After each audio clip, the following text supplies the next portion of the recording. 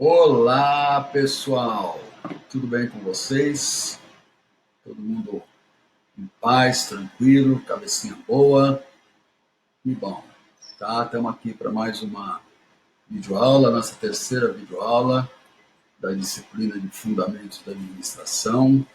Mas antes da gente entrar na videoaula, deixa eu perguntar uma coisa para vocês. O nosso flash mob vai sair ou não vai sair? Hã? Nós vamos montar um flash mob para arrasar no retorno presencial? Pensem nisso, ó, preciso de um menino ou uma menina que seja bom de dança para criar a coreografia, que não esperem que eu crie coreografia, porque não vai sair nada. E aí a gente começa a fazer ensaios, tá? A gente pode treinar ensaios virtuais, beleza? Então vamos lá, vamos para a nossa videoaula de hoje. Hoje nós vamos falar sobre o papel das organizações. Tá? Novamente o livro do Lacombe, Administração, Princípios e Tendências, que vocês vão poder utilizar para se aprofundar no tema. Ok? Então o que a gente tem hoje, tá? Para falar sobre organizações? A gente sabe que hoje quase tudo que a gente faz todas as atividades que a gente faz, ela está de alguma maneira ligada, direto ou indiretamente, a alguma organização. Então, as pessoas vão nascer nos hospitais, vão estudar em escolas, trabalhar em empresas, tá? E tudo isso, todas essas são organizações que desenvolvem determinadas tarefas que a gente vai utilizar no nosso dia a dia. Então, para a gente estudar hoje a nossa sociedade moderna, a gente tem que obrigatoriamente estudar as organizações. Porque toda a nossa vida se desenvolve, se desenrola em torno dessas organizações. Isso acontece por quê? Porque o desempenho das organizações ele é sempre maior, ele é sempre superior, ele é sempre mais eficiente do que o desempenho de iniciativas individuais. Tá? Uma andorinha não faz verão, tá? Vocês conhecem isso, e a gente sabe que uma pessoa sozinha não consegue se equiparar aos níveis de produtividade e qualidade de uma organização. Mas o que é uma organização? Tá? Segundo a definição dos autores do Lacombe, a organização é um grupo de pessoas que se constitui de forma organizada para atingir objetivos comuns. Tá? Então, é a união de esforços de um grupo de pessoas em torno de objetivos que são pré-definidos e são comuns. Então, a gente tem que tipos de organizações? A gente encontra hoje empresas, universidades, hospitais, escolas, associações culturais, partidos políticos, ONGs, sabe? Tudo praticamente é realizado por organizações. Sabe? Raras são as iniciativas individuais. E por que essas organizações surgiram? Tá? E aí vamos abrir um parênteses para a gente discutir o que é padrão de vida e o que é qualidade de vida. Tá? Porque no final vai acabar explicando o porquê do surgimento dessas organizações. Então a gente tem como certo que todas as pessoas buscam um padrão de vida melhor, ou não? Quem quer melhorar o seu padrão de vida, levanta a mão aí. Tá vendo? Todo mundo levantou a mão. Tá? Por quê? Porque todo mundo quer melhorar o seu padrão de vida. E o que é o padrão de vida? Tá? O padrão de vida está diretamente ligado à quantidade de bens de consumo a que as pessoas têm acesso. Então, o padrão de vida ele é definido pela quantidade de bens de consumo que uma pessoa, que uma família pode ter, que uma sociedade pode ter. Então, por exemplo, se a gente for comparar o padrão de vida dos Estados Unidos com a China, tá? O norte-americano ele tem acesso a um número de itens de consumo infinitamente superior ao dos chineses. Isso faz com que eles tenham um padrão de vida superior ao dos chineses. Para vocês terem uma ideia, se a gente estivesse na China, se toda a população da China tivesse o mesmo padrão de vida dos norte-americanos, nós precisaríamos de 6 planetas para abastecer esse consumo chinês. Tá? Então, resumindo, o padrão de vida está diretamente ligado à quantidade de itens de consumo a que uma sociedade tem acesso, a que um indivíduo tem acesso, a que uma família tem acesso. certo? Beleza? E a qualidade de vida? O que é a qualidade de vida?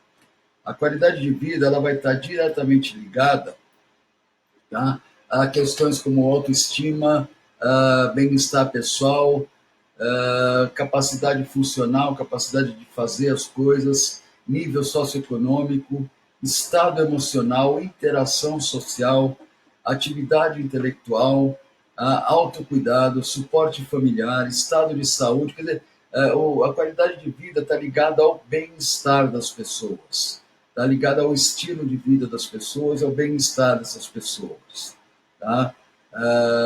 Desde de questões de emocionais, a satisfação com o emprego, com o que ela faz todos os dias, o ambiente em que ela vive. Quer dizer, a qualidade de vida é uma coisa menos tangível, menos palpável e mais abrangente. Tá? O que é mais importante, é o padrão de vida ou a qualidade de vida?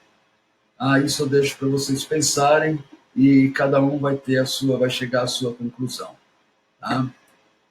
Mas como a gente viu, como a gente já tinha visto, todas as pessoas querem ter um padrão de vida satisfatório.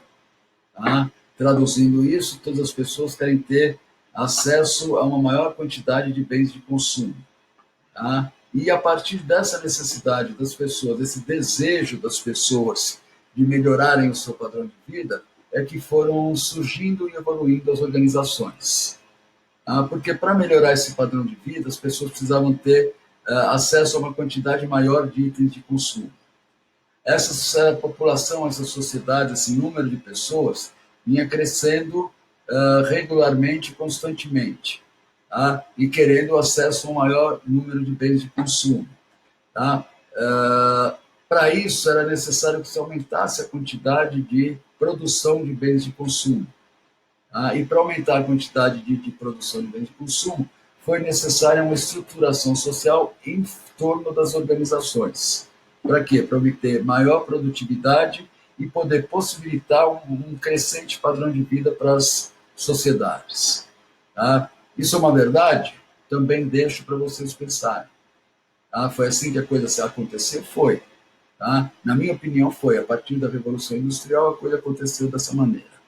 Tá?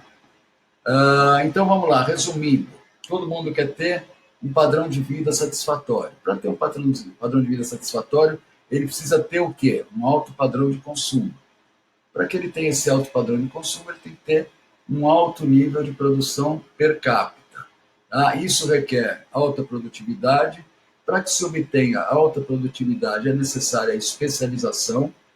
Para que haja essa especialização, tem que haver, primeiro, uma divisão de trabalho. Tá? Com essa divisão de trabalho, vai haver uma troca de bens e serviços que são produzidos pelos especialistas. Tá? Isso vai exigir o quê? Vida em grupo, para que possa existir essa troca de bens e serviços. A partir do momento que existe a vida em grupo, tem que haver uma liderança. Tá? Essa liderança vai levar a uma organização e essa organização vai estar determinando uma forma de administração. Tá? Então, a administração surgiu a partir daí e as organizações também surgiram a partir desse contexto aqui. Ok? E quando é que surge uma organização? Da forma mais simples de organização surge quando um grupo de pessoas aceita uma liderança. Tá?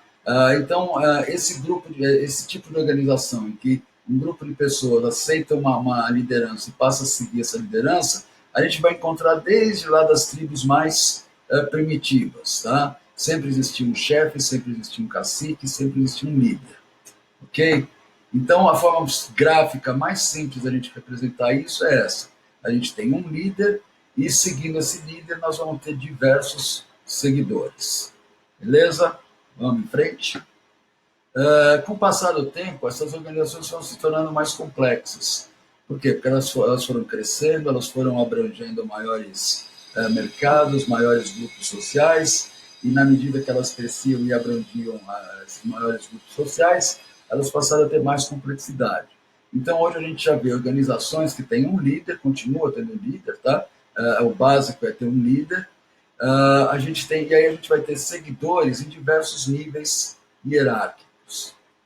Tá? O tempo foi passando, a coisa foi se tornando mais complexa, veio a globalização, vieram as organizações de nível mundial. Tá? Outra vez ressaltando que essas organizações não são obrigatoriamente organizações comerciais, organizações que visam lucro financeiro. Se a gente pegar, por exemplo, a Igreja Católica, ela é uma organização de nível mundial e ela não tem como objetivo lucro financeiro. Tá? E essas organizações foram se tornando cada vez mais complexas, se desmembrando em níveis hierárquicos, se desmembrando em departamentos, em atividades, tendo filiais, atuando no mundo inteiro, e a gente chega em algo parecido com isso aqui, tá? Que é extremamente complexo, mas que segue o mesmo princípio, de ter um líder, tá? E vários seguidores em diversos níveis. Ok? Certinho? Dúvidas? Então, o que a gente tem? Que organizar é uma das funções do administrador. Tá? Fayol já dizia lá atrás que a organização é uma coisa estanque, é uma coisa que não é dinâmica, e a administração é uma coisa dinâmica. Então, como é que o administrador exerce essa função de organizar? Primeiro, ele tem que identificar qual é o trabalho que tem que ser realizado. O que tem que ser feito para atingir os objetivos que foram propostos. Segundo, cabe ao administrador distribuir esse trabalho por aqueles que devem fazer, tá? Para aqueles que vão executar esse trabalho. Então, cabe ao administrador, no seu papel de organizar, distribuir as diversas tarefas entre aqueles que vão executar essas tarefas. Tá? Para quê? Para que os recursos sejam otimizados, sejam bem empregados e obtenham uma melhor produtividade, a melhor e a maior produtividade. Segundo Edgar Schein, a organização é uma coordenação racional, tá? Ou seja, ela segue parâmetros lógicos, racionais, tá? Das atividades de um certo número de pessoas, tá? Então, de um grupo de pessoas que estão organizados em torno de uma empresa, em torno de uma instituição, tá? Que tem um objetivo comum e explícito. Explícito por quê? Porque todo mundo sabe qual é o objetivo. E comum porque é o mesmo para todos. Tá? De que maneira? De fazer uma divisão de funções, uma divisão de tarefas, tá? E hierarquizando essas funções, essas tarefas em determinados níveis de autoridade e responsabilidade. Então, esse é, segundo Edgar Schein, é o que é uma organização, que é organizar dentro de uma organização. Tá? Organização é a coordenação racional das atividades de certo número de pessoas que desejam alcançar um objetivo comum e explícito, mediante a divisão das funções e do trabalho e por meio da hierarquização da autoridade e responsabilidade. Fixou, guardou, catalogou, então vamos em frente. A organização pode ser formal ou informal. Tá? As organizações informais são independentes, muitas vezes elas acontecem dentro de uma organização formal e elas não têm muito interesse em termos de estudo para administração. Tá? Se a gente pegar um grupo de amigos, ele vai ser uma organização informal. Tá? Aquela turminha que reúne para jogar futebol é uma organização informal. Tá? Então, quer dizer, a organização informal ela tem como característica que ela não tem uma meta específica, ela não tem um objetivo específico. Então, por isso ela é informal. Já a organização formal, tá? Ela é caracterizada por ter esse objetivo específico e por ter metas a serem atingidas a partir de diversos papéis que vão ser desempenhados por diversas pessoas que são membros dessa organização formal. Ok? Então, a gente pode definir uma organização pelo quê? Primeiro, a organização é um sistema de comportamentos sociais que estão interligados. O que são comportamentos sociais? São maneiras de fazer as coisas. São maneiras de desempenhar determinadas tarefas, determinadas funções. Tá? E eles estão interligados, tá? E são executados por numerosas pessoas que são as participantes da organização. Tá? Segundo, cada participante dessa organização ele vai receber incentivos em troca daquilo que ele faz para contribuir com a consecução dos objetivos. Que incentivos são esses? Os salários, os prêmios. Tá? Então, cada participante vai ser remunerado por aquilo que ele faz para a organização. Terceiro postulado, todo participante só vai continuar a sua participação na organização enquanto a remuneração, o incentivo que ele recebe em troca, for tão grande ou maior do que aquilo que ele oferece para a organização. Tá? Então, se um trabalhador desempenha tarefas numa organização e não é remunerado de uma forma que ele considera adequada, ele tem o direito de ir procurar exercer essa mesma tarefa, essas mesmas funções em outra organização. Quarto postulado, as contribuições que os diferentes trabalhadores, que os diferentes grupos, que os diferentes participantes da organização oferecem, elas vão ser a fonte das receitas que vão permitir o pagamento dos incentivos a eles oferecidos. Então, vocês percebem que aí existe um círculo, né? Na medida que o conjunto de trabalhadores, o conjunto de participantes da organização oferecem contribuições significativas e eficientes, ela vai ter melhores resultados e vai poder melhor retribuir, melhor oferecer incentivos para esses mesmos participantes da organização. Tá? Então, a organização só vai continuar existindo enquanto as contribuições oferecidas pelos participantes forem suficientes para gerar recursos para proporcionar incentivos que sejam satisfatórios para esses mesmos participantes.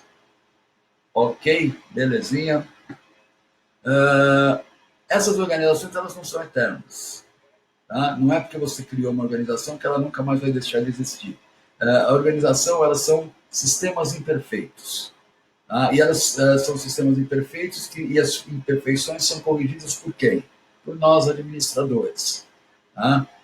Então, na medida que os administradores tenham competência e tenham eficiência, as organizações perduram. Na medida que eles não tenham competência nem eficiência, essas organizações deixam de existir. Tá? Algumas organizações duram séculos, outras organizações desaparecem com muita rapidez, com muita velocidade. Eu estou colocando aqui um link, eu vou colocar também lá no Google Sala de Aula, o link para esse vídeo, Cultivando Organizações. Tá? É um talk TED, um TED Talk, né, que o palestrante ele faz um paralelo entre criar, cultivar plantas e organizações. É bastante interessante, então eu queria que vocês fossem lá assistir. Não agora. Agora continua me assistindo aqui. Ó, eu aqui. Continuo olhando para mim. Depois vocês vão lá e assistem esse vídeo como material complementar. Ok? E aí, com base no que a gente viu aqui, na videoaula, e com base nesse vídeo que vocês vão assistir, eu queria que vocês criassem em dupla salas do Google Meet. Vocês sabem como criam isso, né? Vocês entram lá nos aplicativos do Google, tem lá Google Meet, aí é só ir seguindo as orientações, vocês criam uma sala. O link da sala que vocês criarem, vocês vão mandar para um colega e vão discutir tudo que vocês viram agora nessa videoaula e que vocês viram no vídeo. E vão fazer um breve texto sobre a importância das organizações na reconstrução de uma sociedade abalada pela pandemia de forma sustentável e a importância do administrador nessas organizações. Tá? De novo, a importância das organizações na reconstrução de uma sociedade que foi abalada por uma pandemia, organizações essas que vão ser reconstruídas de forma sustentável e destacando a importância do administrador nas organizações, nessas organizações. Tá? Esse texto que vocês vão escrever a partir da discussão que vocês tiverem, vocês vão postar no mural do Google Sala de Aula. Ok? Dúvidas? Postem lá no Sala de Aula também. Encerramos aqui a nossa terceira videoaula. Mais uma vez, obrigado pela audiência.